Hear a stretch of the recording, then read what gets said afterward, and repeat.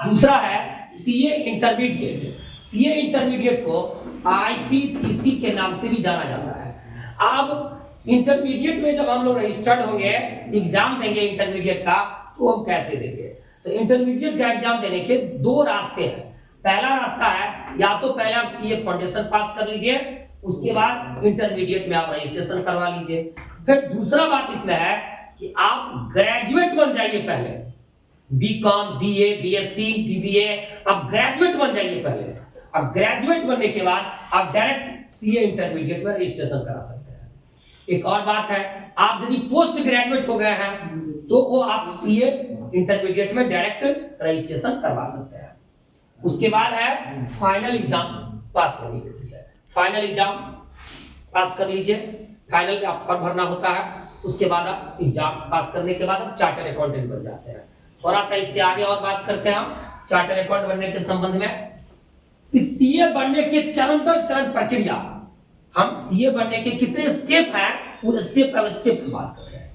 अब पहला स्टेप है कि सीए फाउंडेशन में आपको रजिस्टर्ड होकर एग्जाम देना होगा। एग्जाम आप तभी दे सकते हैं जब 12वीं पास होना होगा आपको।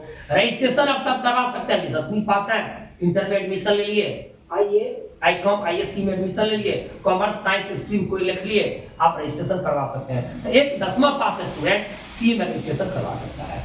तो साइंस हो, कॉमर्स हो, आर्ट्स हो, 12वीं पास होने के बाद एग्जाम में बैठ सकते हैं। साल में 2 बार एग्जाम होता है सीए फाउंडेशन का। उसके बाद दूसरा स्टेप इसका है सीए इंटरमीडिएट।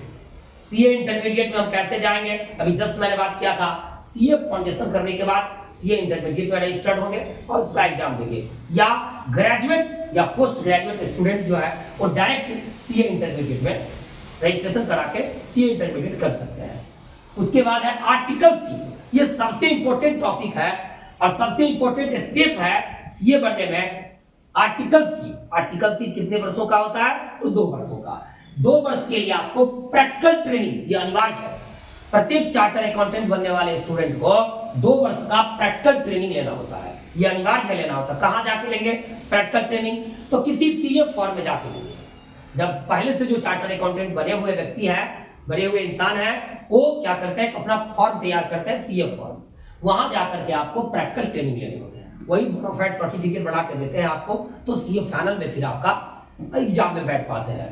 अब उसके बाद चौथा चरण इसका है, चौथा स्टेप है सीए फाइनल।